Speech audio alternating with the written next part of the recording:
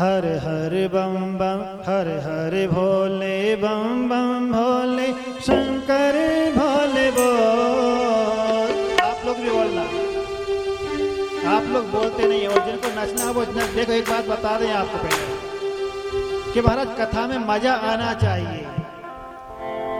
देखो मजा और आनंद दो शब्द हैं, आपको बता दें।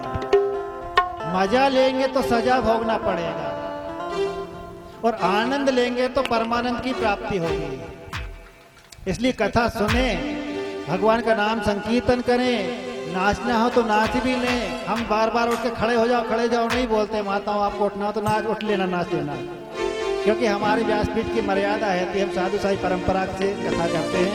अन्य वक्ताओं की तरह खड़े होकर करा के नहीं नचाते हैं। आप लोग अपने भाव से नाचें, आनंद के लिए नाचें, मजा के लिए नहीं। नाचना तो दो प्रकार से होता है, मजा के लिए भी और आनंद के लिए भी। देखो मीराबाई भी नाची है, चैतन्य महाप्रभु भी नृत्य करते थे कीर्तन के द्वारा, भाव विभोर हो जाते थे। और मजा लेने वाले शादियों में क्या बोलते हैं उसको, बियर पी कर भी मजा लेते, लेकिन बाद में क्या होता आप जानते हैं। तो मजा लेने के लिए नहीं, आनंद लेने के लिए कथा सुनना चाहिए, कीर्तन करना चाहिए, नृत्य करना चाहिए आनंद के लिए। इसलिए हर हर भोले बम बम भोले शंकर भोले बोल। हर हर भोले बम बम भोले शंकर भोले बोल। सब दुख तेरे दूर भगेंगे जय शंकर की भोले शंकर भोले बोल। हर हर भोले बम बम भोले भोले शंकर बोल। सब दुख तेरे दूर भगेंगे जय शंकर की ओहो, सब दुख तेरे दूर भगेंगे जय शंकर की बोल।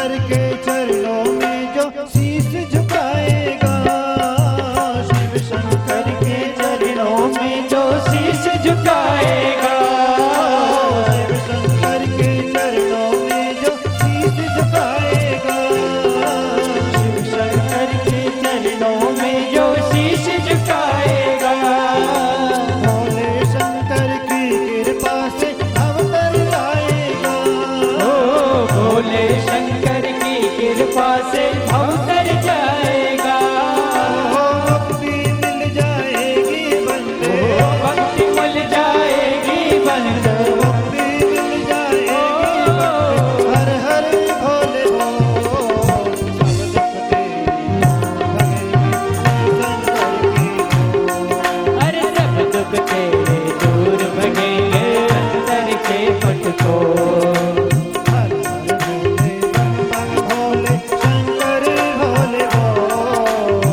हर भोले बम बम भोले शंकर भोले बोल, हर हर भोले शंकर भोले बोल,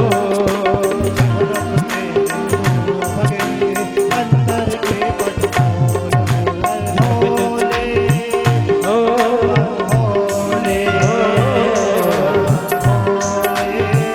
गाइए हर हर भोले बम बम भोले,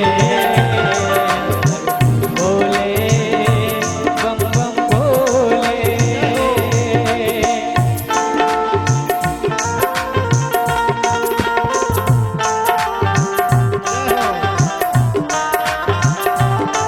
हे भोले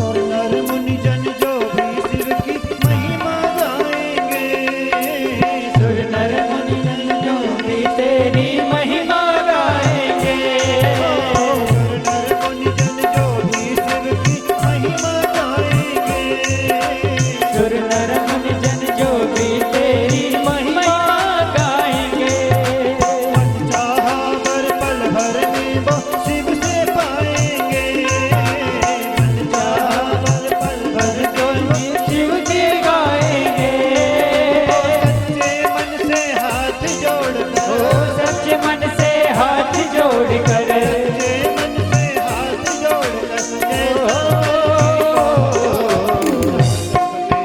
दूर भगेंगे अंदर के पट को, अरे सच्चे मन से दूर भगेंगे अंदर के पट को, हर हर भोले बम बम भोले शंकर भोले बोल, हर हर भोले बम बम भोले जय शंकर की बोल, सब दुख तेरे दूर भगेंगे शंकर की बोल, सब दुख तेरे दूर करेंगे अंदर के पट को,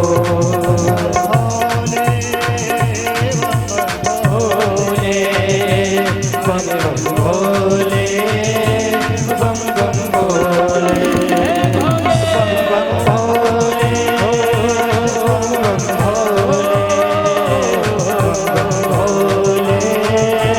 बम बम भोले, हर हर भोले बम भोले, हर हर भोले बम बम भोले, बम बम भोले।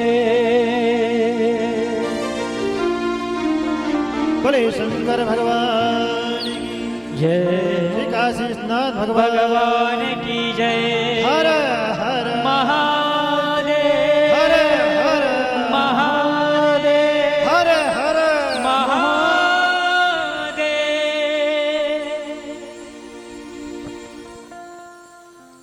भगवान शिव की महिमा, उनके पूजन के विधि में जो सकाम भाव से साधक उपासना करते हैं उनके वर्णन किया।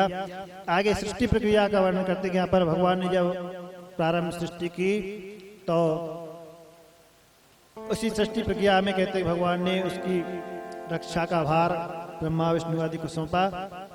ब्रह्मा जी ने जब सृष्टि प्रारंभ की, पहले उन्होंने मानसी सृष्टि की, मानस पत्रों को उत्पन्न किया, मृत्यु आदि ऋषियों को, जैसा भागवत में भी आप सुनते आए उसी प्रकार से यहाँ पर भी मृत्यु आदि ऋषियों का वर्णन आता है। उन्हें उत्पन्न किया और बाद में कहते हैं कि भगवान ब्रह्मा जी के द्वारा जो दक्ष प्रजापति हुए उनके मानस पुत्र ही हैं, उनकी संतति हुई। दक्ष प्रजापति के यहाँ पर जो कन्या भी हुई, उनमें कहते हैं कि अन्य कन्याओं का विवाह दक्ष प्रजापति ने मृत्यु आदि ऋषियों को दिया, प्रदान किया था। जब ब्रह्मा जी ने कहते हैं कि दक्ष प्रजापति से कहा संतति विस्तृत करने का, तो उनकी कन्याओं में कहते हैं कि जो कहीं पुराणों में छोटी कन्या के रूप में सत्यवती जी का वर्णन आता है, कहीं ज्येष्ठ कन्या के रूप में। पुराणों में इस प्रकार से कहते हैं कि उनका अलग अलग प्रकार से वर्णन मिलता है। तो सती जो कन्या थी, यहाँ पर सती जी का चरित्र का विस्तार से वर्णन करने का आ रहा है वर्णन। जब कहते हैं कि ब्रह्मा जी ने सृष्टि की और दक्ष प्रजापति आदि से विस्तार करने का कहा, उसी समय कहते हैं कि जब मृत्यु आदि को उत्पन्न किया था, एक कन्या को भी उत्पन्न किया जिसका नाम हुआ संध्या। उस संध्या को कहते हैं कि जब प्रकट किया, उत्पन्न किया, उनके रूप को देख करके कहते हैं कि जो है ब्रह्मा जी आदि मोहित हो गए थे। और भगवान ब्रह्मा जी ने कहते हैं कि इस प्रकार से संध्या को जब उत्पन्न किया, उसी समय एक पुरुष और भी उत्पन्न किया जिसका नाम हुआ कामदेव। एक नाम उसका कंदर्प भी है। तो कहते हैं कि उस प्रकार से उन्हें कंदर्प आदि को उत्पन्न किया। और यहाँ पे सती चरित्र का भूमिका बना रहे प्रारंभिक, और सृष्टि करके बाद में कहते हैं कि जो सती थी उनका विवाह भगवान महादेव के साथ किया। अपने पिता दक्ष के यज्ञ में जाकर के शिव का अपमान देख करके सती जी को कोप हुआ।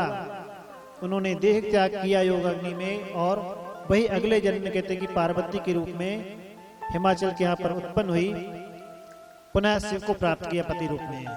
इस प्रकार से संक्षिप्त रूप में जब संकेत रूप में कथा का वर्णन किया, तो ऋषियों ने कहा कि आप हमें विस्तार पूर्वक कथा श्रवण कराएं कि भगवान शिव का विवाह पार्वती जी के साथ, पहले सती जी एक ही शक्ति वही सती रूप में फिर पार्वती रूप में हुई, कैसे उनका विवाह हुआ। उसी संदर्भ में पहले कहते कि भगवान शिव के जो भक्त हैं कुबेर, उनके पूर्व जन्म का वर्णन यहाँ पहले प्रसंग बसात पहले बता दे रहे कि जब भगवान शिव ने पार्वती जी के साथ विवाह किया था और कुबेर से मित्रता की, प्रसंग बसात ऐसा कह दिया, तो ऋषियों ने पहले प्रश्न कर लिया। सती चरित्र को तो विराम करके आगे बताएंगे, पहले कुबेर के साथ मित्रता कैसे हुई ये पूछने लगे। तब कुबेर के पूर्व जन्म का वर्णन यहाँ पर पहले बताया जा रहा है कि कुबेर पहले कौन थे फिर अगले जन्म में। तो कहते हैं कि पहले पूर्व रूप में जो है काम्पिल्य नगर में एक ब्राह्मण रहते थे, दीक्षित नाम ब्राह्मण, यज्ञदत्त जिनका नाम था, यज्ञदत्त दीक्षित। उनके यहाँ पुत्र उत्पन्न हुआ जिसका नाम था गुणनिधि। और वह गुणनिधि ब्राह्मण कुल में उत्पन्न होने के बाद भी उनके पिता तो बड़े धर्मात्मा थे, सदाचारी थे, लेकिन पूर्व संस्कार वसात, कुछ संग कुसंग के वसात जो है गुणनिधि ने जुआ शराब सेवन करने वालों का संग कर लिया और स्वयं भी जुआरी शराबी हो गया। घर का जितना धन था वो उसने चोरी से छुपे करके थे कि जुआ आदि में हार गया।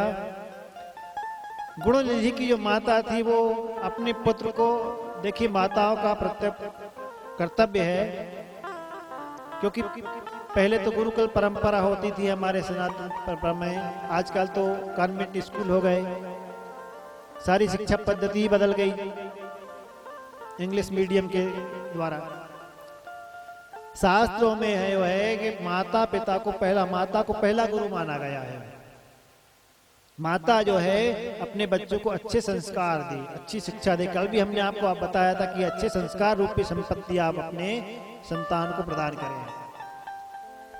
तो यहाँ पर गुणनिधि की माता ने क्या किया कि गुणनिधि जो जुआरियों शराबियों का संग कर रहा था, अपने बेटे को उसने उसके कार्यों को छुपा रखा, यज्ञदत्त को नहीं बताया, गुणनिधि के पिता को नहीं बताया। स्वयं समझाने का प्रयास किया लेकिन वो कुसंग के कारण माना नहीं। माता ने विचार किया कि यदि इसके पिता को पता चल जाएगा, बता दूंगी तो वो डांटेंगे। इस विचार से उन्होंने उसके अपराध को छुपा लिया, लेकिन वो माना नहीं, आगे अपराध करता ही गया। धीरे धीरे करके उसने सारे, कहते हैं कि घर की संपत्ति को दांव पर लगा दिया, बेच दिया। एक दिन कहते हैं कि गुणनिधि के पिता ने किसी जुआरी के हाथ में अपने एक जो स्वर्ण की अंगूठी थी रत्नों से जटित, वह देखी और उस जुआरी से पूछा कि ये मेरी अंगूठी तुम्हारे पास कैसे आई? उस जुआरी ने कहा यज्ञदत्त से कि तुम्हारा पुत्र गुणनिधि है, उसने जुए में हार गया है, इसलिए मेरे पास ये अंगूठी आई है। जब यज्ञदत्त को यह मालूम हुआ कि मेरे बेटे ने सारी संपत्ति, घर आया और बोले इसने इतना ही अंगूठी नहीं, वो जुआरी ने सारी बात बता दी, रहस्य बता दिया। उसने सारे वस्त्र आदि जो है कीमती बहुमूल्य हार वो सब बेच दिए। अब यज्ञदत्त को बड़ा गुस्सा हुआ, क्रोधित हुआ। घर आकर पूछा पत्नी से कि कहाँ गया तुम्हारा लाड़ला? तो बोले कहीं गया होगा साथियों के साथ में। बाद में उन्होंने सामान पूछा मेरी अंगूठी कहाँ है? बोले कहीं रखी होगी। बोले लाओ मुझे दो। अब वो जानती थी कि है तो है ही नहीं घर में। बोले मैं काम में लगी हुई अभी घर के कार्य में, बाद में ला दूंगी। बहाना बनाना चाहा लेकिन आज नहीं सुना। यज्ञदत्त ने कहा तुमने उसने पुत्र को जो है अपराधी बनाया, उसकी अपराध में तुमने मुझे बताया नहीं। अब मैं तुम्हारा परित्याग करता हूँ, उसका पुत्र का परित्याग करता हूँ। और कहते हैं कि यज्ञदत्त ने इस प्रकार से उनका त्याग करके स्वयं दूसरा विवाह कर लिया। गुणनिधि को घर से निकाल दिया। वह गुणनिधि घर से निकल गया, देखा कि कहीं अब तक तो पिता की संपत्ति पर मौज कर रहा था, अब कुछ नहीं रहा पास में, तो कहाँ जाऊं, कैसे खाऊं पीऊं, वह भी उसको पता चल गया। संयोगवश कहते हैं कि उस दिन शिवरात्रि का दिन था और जंगल में एक शिवालय था। कुछ शिव भक्त जो है पूजन के लिए वहां पर सामग्री लेकर जा रहे थे। उसने विचार किया कि ये लोग फल मिष्ठान आदि सब सामान था, रात्रि जागरण करेंगे, जब सो जाएंगे पूजन करेंगे तो बाद में वो प्रसाद पा लूंगा। इस भाव से कहते वो गुणनिधि भी मंदिर में चला गया उन भक्तों के साथ। भक्तों ने पूजन किया, भगवान का भोग आदि लगाया और अंतिम प्रहर में उन्हें निद्रा आ गई तो वह सो गए। इस गुणनिधि ने देखा, मौका पाया कि सब लोग सो गए हैं, उस फल मिष्ठान आदि को खाने के लिए छुपके से धीरे के चला गया, मंदिर में प्रवेश किया। अब दीपक जल रहा था, भक्त सो गए थे तो वो दीपक भी थोड़ी देर जला, बाद में अंधेरा होने लगा, बुझने लगा। तो इसने उन सामान को देखने के उद्देश्य से क्या किया कि अपने वस्त्र का एक छोटा सा कपड़ा फाड़ करके उसके बत्ती बना करके और दीपक प्रज्वलित कर दिया और उसका उजाला प्रकाश हो गया। तो वह वहां से फल मिष्ठान आदि लेकर के जाने लगा और जब जा रहा था तो आहट में भक्त लोग जाग गए। अरे चोर चोर करके पीछे भागे। वो जब दौड़ा तो अंधेरे में ठोकर खाकर गिर गया, वहीं उसकी मृत्यु हो गई। और कहते हैं कि जब मृत्यु हुई उसकी तो वहां पर उसे यम के दूत लेने आ गए, क्योंकि जुआरी शराबी था, कुकर्मी था। लेकिन कहते हैं उसी समय वहां महादेव के रुद्रगण भी आ गए और उन रुद्रगणों ने कहते हैं कि उस गुणनिधि को यमराज के दूतों से छुड़ाना चाहा, छुड़ाए। यमराज के दूतों ने कहा कि ये पापी है, जुआरी शराबी है, इसे यमलोक में जाना चाहिए, आप क्यों बचा रहे हैं? महादेव के रुद्रगणों ने कहा ये पापी है नहीं, पापी था। अभी अभी बोले इसने शिव भक्तों के द्वारा पूजन हो रहा था, अभिषेक हो रहा था, उसका दर्शन किया। वे लोग नाम संकीर्तन कर रहे थे, वो उसको सुना भी और थोड़ा इसके मुख से भी निकला। तो इन सब पुण्यों के कारण और अभी अभी बोले इसने जो थोड़ा भगवान का प्रसाद भोग था वो भी पा लिया। इस पुण्य के प्रभाव से अब यह यमराज के यहाँ जाने का अधिकारी नहीं रहा, अब ये महादेव के धाम को जाएगा। कहते हैं कि वही जो है गुणनिधि भगवान शिव के लोक को जाया और बाद में कलिंग देश का राजा बना। कलिंग देश का राजा बना, उसका कहते हैं जब राज मिला वहां पर, तो उसने कहते हैं कि अरिंदम नाम रखा गया। उसे अपने पूर्व जन्म का संस्कार मालूम था, ज्ञान था, बोध था कि मैं पहले कैसे ज्वारी था, और एक दीपक की ज्योति जलाने मात्र से निमित्त बनाए कि भगवान के लिए दीप दान किया उसने, वो बत्ती जलाई थी। इस पर कहते हैं कि इस प्रभाव से जो है एक दीपक जलाने से अनजाने में, वो भी मैंने प्रसाद भोग प्राणे के उद्देश्य से जलाया था, भगवान शिव को अर्पण करने की बुद्धि से नहीं जलाया था, इतने मात्र से बोले कि मुझे यमराज की यातना से भोग बचना हो गया।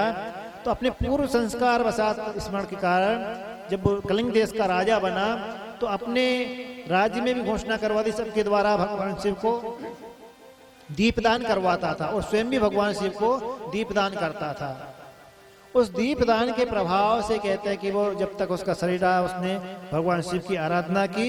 वही बाद में गुणनिधि कलिंग देश का राजा बना, और कलिंग देश के राजा बनने के बाद में अगले जन्म में कुबेर बना, जो भगवान महादेव का भक्त और सारे धन का स्वामी कुबेर माने जाते हैं। तो इस प्रकार से कहते हैं कि कुबेर ने भगवान शिव की आराधना की। उन्हें जब भगवान शिव की कृपा से धनाध्यक्ष बनाया गया, तो काशी में आकर कहते हैं कि कुबेर ने और भगवान की आराधना की, दीर्घ काल तक तप किया।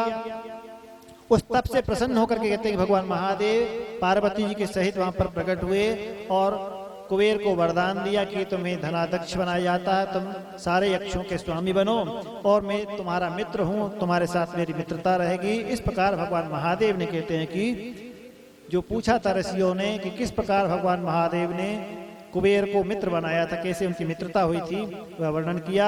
तो भगवान महादेव शिव जो है ऐसे हैं कि जो एक जुआरी शराबी को भी जो है उन्होंने कहा, तो जुआरी शराबी पाप कर्म करने वाला उसे राजा बना करके और बाद में यक्षों का स्वामी धर्म का राजा बना दिया, और कुबेर पद जो है सारी निधियों का स्वामी बनाया। ऐसा भगवान महादेव जो है उनकी कृपा, उनका अनुग्रह है कि भगवान न जाने कौन से गुण पर दया निधि रीझ जाते हैं। एक दीपक की ज्योति जला देने मात्र से भगवान उस पर प्रसन्न हो गए, और उस पर प्रसन्न होकर के कहते हैं कि उसे धन का स्वामी अध्यक्ष बना दिया। ऐसे भगवान शिव की महिमा है। और ये शंकर भगवान की जय। भगवान शिव की जो है उनका कृपा से धन का स्वामी बने। आगे कहते हैं कि जो शिव चरित्र चल रहा था, सती का चरित्र, वो सती चरित्र में ही कहते हैं कि ऋषियों ने पूछा कि आप हमें ये बताइए किस प्रकार से भगवान शिव ने जो है सती जी के साथ उनका विवाह आदि हुआ था। तब कहते हैं कि भगवान शिव के सती जी के साथ जो विवाह हुआ था उसका कारण के संदर्भ में नारद जी ने प्रश्न किया कि विधे सर्वम बेजानासी कृपया वद संक्रस्य च त्वया अद्भुतम ही कथा कथा में से वयोसवा।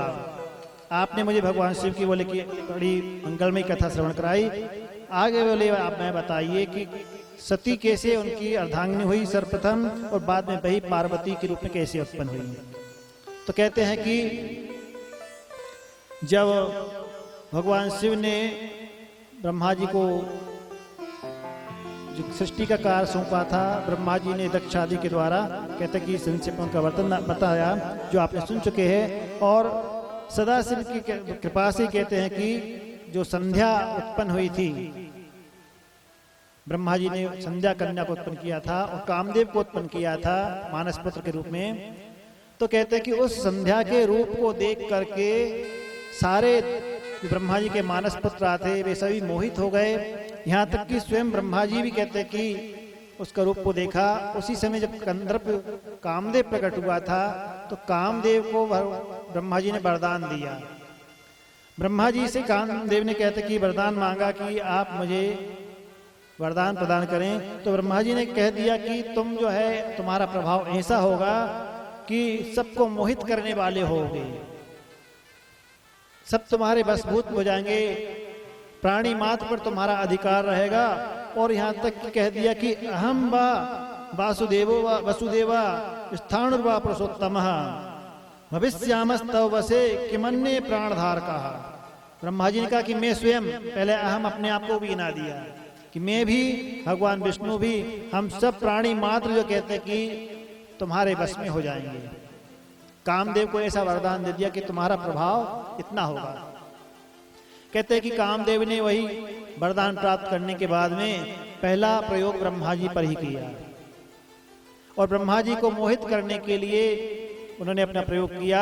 तो ब्रह्मा जी भी कहते हैं कि संध्या के रूप को देख करके मोहित हो गई और कामदेव के जो बाण हैं 5 बाण, हर्षण, रोचन, मोहन, शोषण और मारण आदि जो 5 उनके कहते हैं कि बाण है, पुष्प बाण, इसलिए कामदेव का एक नाम पुष्प धनवा भी है। तो कामदेव ने कहते हैं कि ब्रह्मा जी को मोहित करने के लिए अपना प्रयोग किया। ब्रह्मा जी संध्या के प्रति मोहित हो गए। यह देख करके सारे कहते हैं ऋषिगण आदि आश्चर्यचकित हो गए और उन्होंने कहते हैं कि भगवान महादेव से प्रार्थना की कि ये अनर्थ हो रहा है, ब्रह्मा जी अपनी कन्या के प्रति आसक्त चित्त वाले हुए हैं। कहते हैं कि रक्ष रक्ष महादेव पापान माम द्वैतरस्थितः, आप रक्षा करें क्योंकि धर्म की मर्यादा का लंघन हो रहा है। तब भगवान महादेव कहते हैं कि वहां पर आकर के और ब्रह्मा जी को कहे कि तुम इस प्रकार से अपनी कन्या के प्रति आसक्त चित्त वाले हुए हो। ब्रह्मा जी बाद में कहते हैं भगवान शिव के कहने पर सावधान हुए और लज्जित भी हुए। इस बात को लेकर कहते ब्रह्मा जी के मन में खेद हुआ कि मेरे द्वारा अभी जो है मर्यादा का उल्लंघन हो रहा था, अपनी पुत्री के प्रति मेरा चित्र विकृत हो रहा था। इस प्रकार से ब्रह्मा जी सावधान हुए। आगे ऋषि ने प्रश्न किया कि अब आप हमें यह बताइए कि ब्रह्मा की जो मानस पुत्री थी संध्या, उसका चरित्र आगे बताएं। तो कहा कि वो संध्या जो जिसके प्रति सारे ऋषि आदि ब्रह्मा जी जो है आकृष्ट हो गए थे, उसने भी मन में विचार किया कि मेरे मन में मेरे इस रूप सौंदर्य को धिक्कार है। जो स्वयं ब्रह्मा जी बोले किस प्रकार से मोहित हुए, उसने कहते हैं कि प्रायश्चित के निमित्त जो है जाकर तप प्रारंभ किया और भगवान महादेव की आराधना की। भगवान शिव की आराधना करके कहते हैं कि उस संध्या ने कहा कि आप मुझे बताएं, मेरे वरदान दें, प्रदान करें। तब भगवान ब्रह्मा ने कहा महादेव ने कि तुम जो अपने मन में निश्चय कर रहे, क्योंकि वे इस शरीर को त्यागने के लिए, क्योंकि इस शरीर के द्वारा भगवान ब्रह्मा जी आदि मोहित हो गए थे, तो मन में जो ग्लानि हुई थी, तो कहा कि तुम इस प्रकार से मन में निश्चय तो कर ही चुकी हो देह त्याग करने का। तो अब कहते हैं कि तुम यहाँ जो है देह को जाकर के मेधा तिथि नामक ऋषि के यज्ञ की हवन कुंड में जाकर देह त्याग करना। कहते हैं कि ब्रह्मा जी के उस अपराध से बचने के लिए संध्या ने जो है भगवान शिव की प्रेरणा से मेधा तिथि का जहां यज्ञ चल रहा था और उस स्थान पर आई। भगवान शिव ने उन्हें कह दिया था कि तुम प्राण त्याग करते समय जिसका चिंतन करते हुए शरीर त्यागोगी, अगले जन्म में तुम्हें वही पति के रूप में प्राप्त होगा। जब तपस्या कर रही थी संध्या, उसी काल में ब्रह्मा जी की प्रेरणा से वशिष्ठ जी उन्हें उपदेश करने आए थे, एक बटुक ब्राह्मण का रूप धारण करके। और वशिष्ठ जी ने कहते हैं कि उस ब्राह्मण ब्रह्मचारी के रूप में आकर के उपदेश दिया था। अब वही संध्या कहते हैं कि मेधा तिथि के यज्ञशाला में आई देह त्याग करते समय उन्हीं ब्राह्मण का वशिष्ठ जी जो आए थे रूप बदल करके, उनका चिंतन करते हुए देह त्याग किया था। तो वही कहते हैं कि अगले जन्म में संध्या ही अरुंधति हुई, उन्हीं का विवाह कहते हैं कि वशिष्ठ जी के साथ में हुआ। तो इस प्रकार से संध्या के पूर्व जन्म का वर्णन प्रसंग वसात भी यहाँ पर बताया गया। चरित्र तो यहाँ पर सती जी का बताना, लेकिन बीच बीच में प्रसंगों को भी बता दिया जा रहा साथ में कि मेधा तिथि के यज्ञ में आकर के संध्या ने जो त्याग किया देह, वही अरुंधति हुई जो वशिष्ठ जी की पत्नी के रूप में कहलाई। अब कामदेव का विवाह भी कहते हैं कि बाद में रति के साथ में हुआ। ब्रह्मा जी ने कामदेव को शाप दे दिया था कि तुमने मुझे मोहित कर दिया, तुम जो है भगवान शिव की कोप की अग्नि के भाजन बनोगे। इस प्रकार भगवान ब्रह्मा ने कामदेव को शाप दे दिया था। कामदेव को इस प्रकार से शाप देने के बाद में कहते हैं कि कामदेव भगवान शिव को विचलित करने के लिए आए थे। उस समय भगवान जहाँ अपने तपस्या कर रहे थे, तो कहते हैं कि भगवान शिव तपस्या कर रहे थे, ब्रह्मा जी के मन में अब थोड़ा ये विचार आया कि मुझे भगवान महादेव ने डांटा था जब मैं संध्या के प्रति आसक्त चित्त हुआ था। ब्रह्मा जी के मन में यह विचार आया कि ऐसा कोई उपाय करना चाहिए जिससे भगवान महादेव भी किसी स्त्री के प्रति आसक्त चित्त वाले हों। ऐसी उनके मन में थोड़ी प्रतिशोध की भावना आ गई। कहते हैं कि ब्रह्मा जी ने भगवान नारायण से कहा, भगवान नारायण ने ब्रह्मा जी को समझाया कि इस प्रकार से जो कुचेष्टा है वह व्यर्थ है, भगवान महादेव के प्रति इस प्रकार का भाव नहीं करना चाहिए। लेकिन ब्रह्मा जी ने अपना निश्चय दृढ़ रखा तो भगवान विष्णु ने कहा कि यदि आपको यही विचार है तो आप ऐसा करें कि जो शिव की आद्य शक्ति पराशक्ति है उन्हीं की आराधना करें। उनकी कृपा से यदि वो तैयार हो जाएं अवतार लेने के लिए तो भगवान शिव का विवाह उनके साथ में हो सकता है और भगवान उन्हें पत्नी रूप में ग्रहण कर सकते हैं। जब भगवान विष्णु ने कहते कि इस प्रकार से भगवान पहले तो शिव जी की महिमा का वर्णन किया, लेकिन ब्रह्मा जी जब नहीं माने तो ये उपाय बता दिया। और ब्रह्मा जी ने कहते हैं कि जो है स्वयं भी भगवती पराम्बा की आराधना की और अपने पुत्र दक्ष से कहा कि तुम भी जगदम्बा की आराधना करना। ब्रह्मा जी ने कहते ही भगवती की आराधना करते हुए कहा कि सर्वत्र व्यापिनी नित्याम निरालंबाम निराकुलाम त्रिदेव जननीम वंदे स्थूल स्थूलम अरूपणीम। बोले आपकी मैं वंदना करता हूँ, प्रार्थना करता हूँ। आप सर्वत्र व्यापी रहने वाली हैं, सर्वव्यापिनी हैं, नित्य रहने वाली है, निराश्रय हैं, सब को उत्पन्न करने वाली है, इस जगत की जगत धात्री हैं। आपको नमस्कार करता हूँ। ऐसे उन्होंने कहते ब्रह्मा जी ने भगवती की प्रार्थना की, स्तुति की और उससे कहते हैं कि भगवती जो है प्रसन्न हुई। भगवती ने ब्रह्मा जी से कहा कि आप किस कारण से मेरा तप कर रहे हैं, मेरी आराधना कर रहे हैं। ब्रह्मण किमर्थम भवता स्तुता अहम। बोले तुम्हारे द्वारा मैं क्यों स्तुत, क्यों मेरी आराधना कर रहे हो? उच्चताम, बोलिए क्या तुम्हारी इच्छा है? ब्रह्मा जी ने ब्रह्मा ने भगवती से कहा कि आप मेरी प्रार्थना सुने। शृणु देवी महेशानी कृपाम कृत्वा ममोपरि।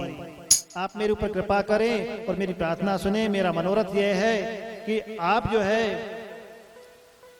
सर्वशक्तिमती है, सर्वव्यापिनी है। आपके अतिरिक्त इस संसार में कोई अन्य नारी, कोई स्त्री नहीं है जो भगवान शिव को मोहित कर सके।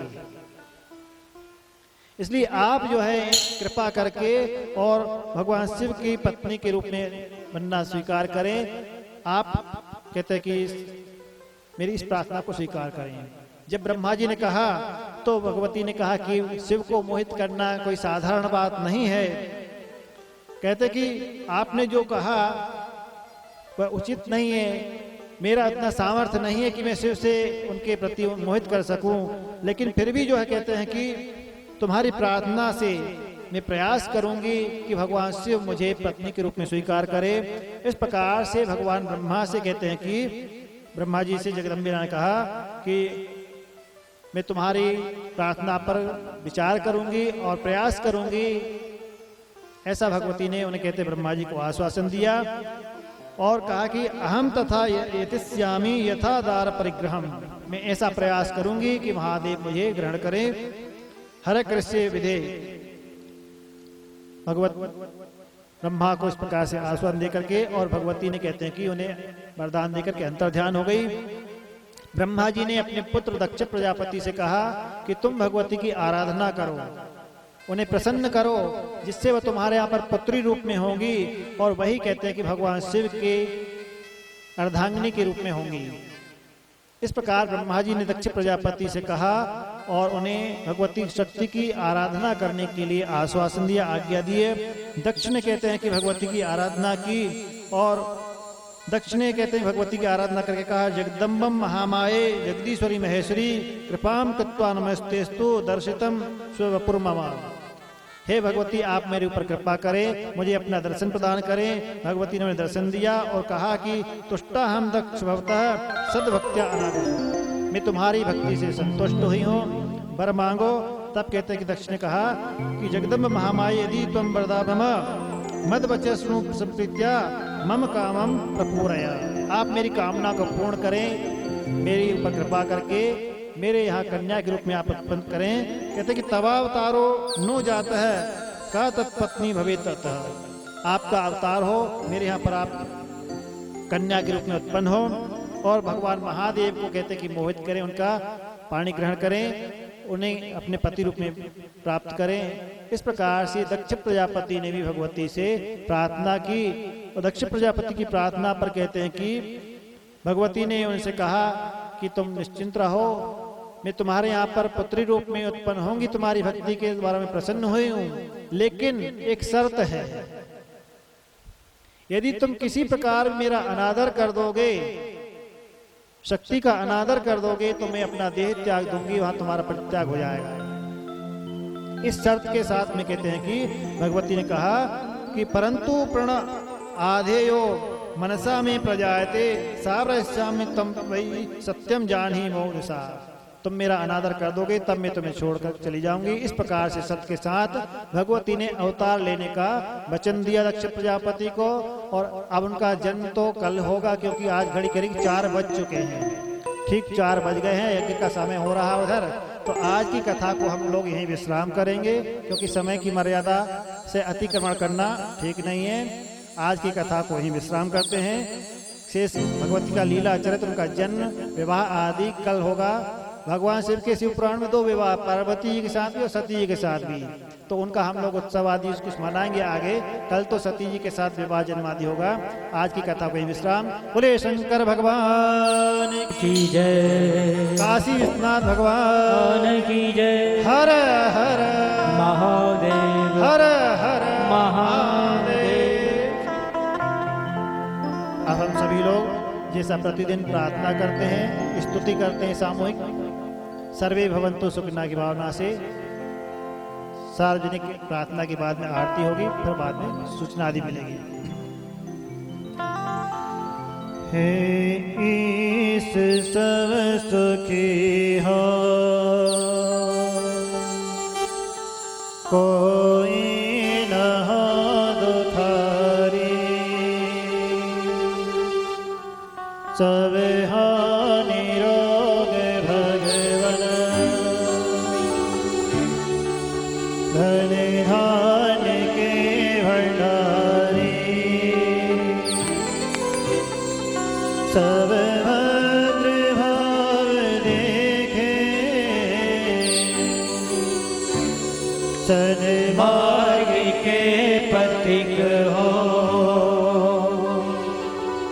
दुखिया न कोई होवे, सृष्टि में प्राणधारी, हे ईश सब सुखी हो, कोई न हो दुआरी। श्रीपति संसार सब दुखिया रहे न कोई, यह अभिलाषा हम सबकी भगवन पूरी हो। विद्या बुद्धि तेज बल सबके भीतर हो, दूध पूत धन धान से वंचित रहे न कोई। आपकी भक्ति प्रेम से मन होवे भरपूर, आपकी भक्ति प्रेम से मन होवे भरपूर। राग द्वेष से चित्त मेरा हो सौभाग्य दूर, भरोसा आपका हमें सदा जगती, आशा तेरे नाम की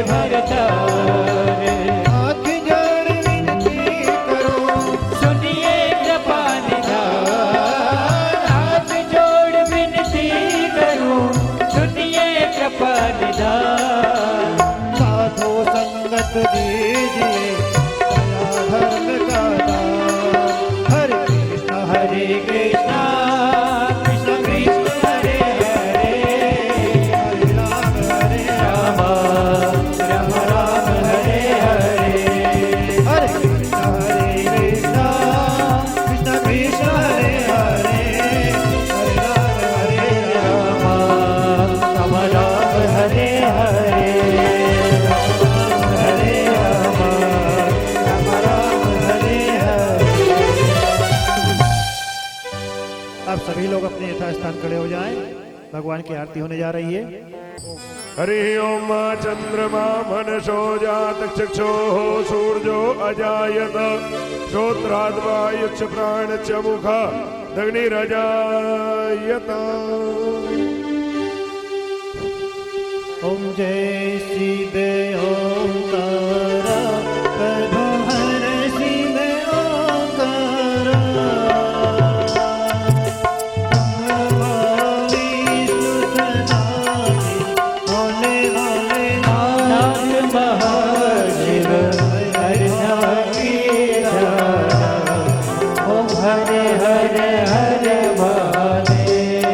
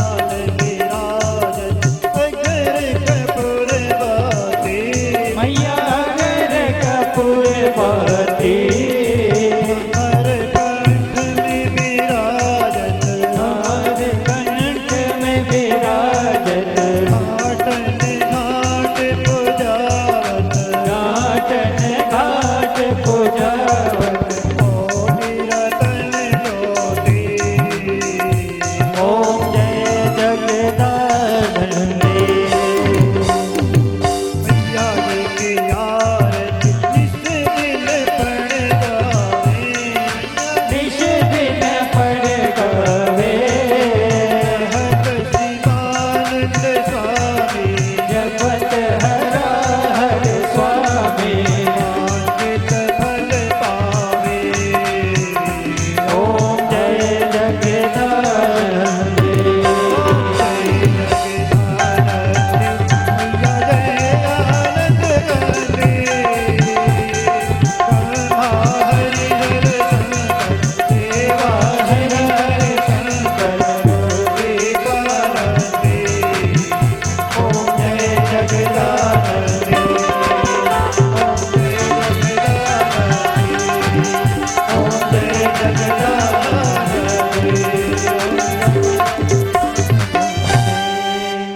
पुष्पांजलि करुणावतारं संसारसारं भुजगेन्द्रहारं सदा वसन्तं हृदयारविन्दे भवं भवानी शैतं नमामि मन्दारमालाकुलतालिकाय कपालमालाङ्कितशेखराय दिव्यम्बराय च दिगम्बराय नमः शिवायै च नमः शिवाय जलेन शीतलीकरणं पुष्पे देवाविन्दनमारोग्यात्माविन्दनम् आरार्तिक्यं समर्पणं कुर्यात् वैदिक मंत्र पुष्पांजलि हरि ओम ओम जदनेन जदनमय जयन्त देवास्तानि धर्माणि प्रथमान्य षण्णाते हनाकं महिमानः शचन्द्रजत्र पूर्वे शाद्याः शान्तिदेवाः ओम राजाधिराजाय प्रसह्य साहिने नमो वयं वै श्रवणाय कुर्महे शमे कामान् काम कामाय मह्यं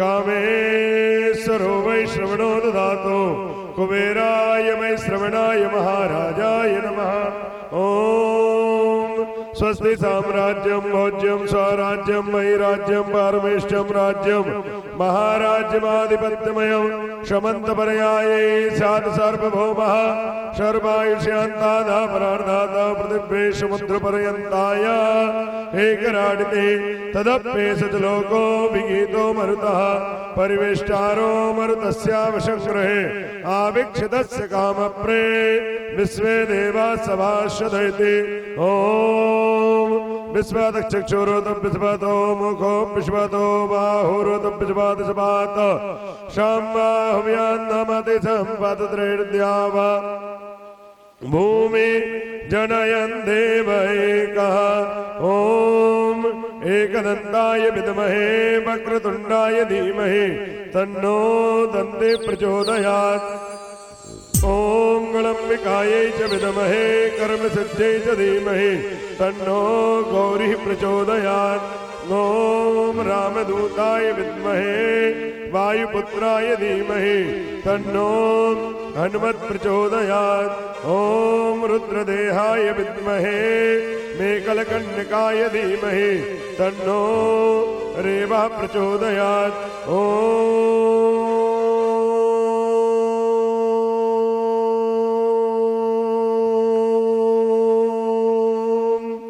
तत्पुरुषाय विद्महे महादेवाय धीमहि तन्नो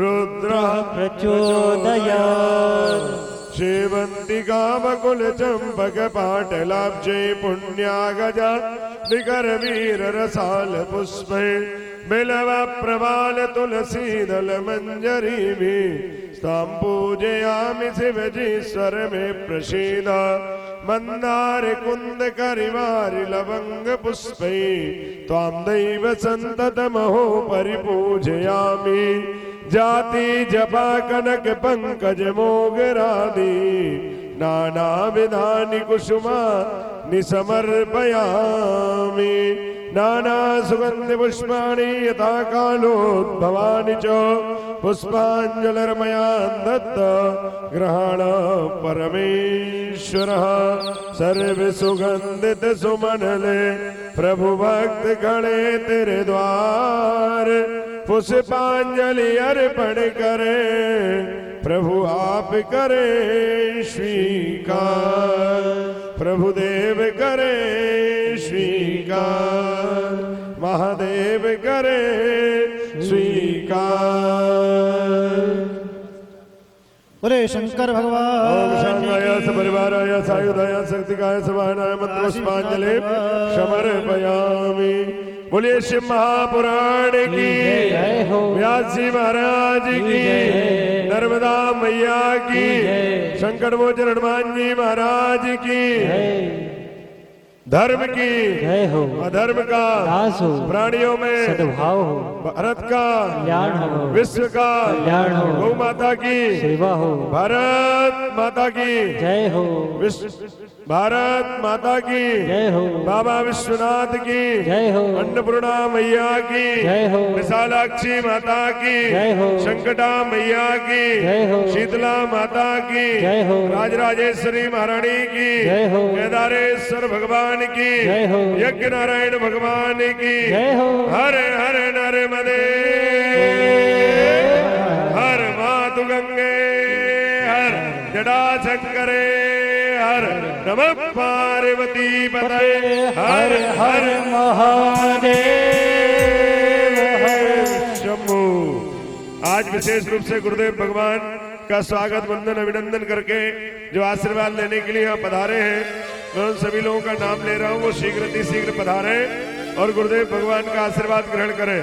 श्री राजेश मीणा जी पतालखो, श्री कमल सिंह राजपूत जी रंडाल, श्री कृपाराम जी फौजदार रंडाल, श्री देवीराम जी मीणा महूकला, श्री लक्ष्मी नारायण जी पटेल बंडुआ, श्री मिश्रीलाल जी मीणा हासलपुर, श्री रामनाथ जी साहू रंडाल, श्री राजेंद्र जी नेमावर, श्री रामपल जी पाल रंडाल, श्री हरिओम जी राजपूत डोंगरवाड़ा, श्री रामदास जी मीणा हासलपुर, लक्ष्मी चंद जी साहू रंडाल, श्री भगवत मीणा जी हासलपुर, श्री भगवान सिंह मीणा जी बंडुआ, श्री फूलचंद जी सुजगैया पररादे, श्री भैयालाल जी टेलर पालनपुर, श्री भागीरथ जी साहू भागीरथ जी टाटू मीणा हासलपुर, श्री राधे श्याम जी लोधी बड़ौदिया कला, श्री कोमल सिंह मीणा जी पतालखो, बनवारी लाल जी लोधी पररादे, गुड़िया पटेल हासलपुर, बलराम यादव जी तालनगरी, श्री बाल मुकुंद प्रजापति जी पररादे, श्री घनश्याम सिंह परिहार डोंगरवाड़ा, बाबूलाल जी मीणा डोंगरवाड़ा, जगदीश पटेल निमाबर, गौरी शंकर जी पटेल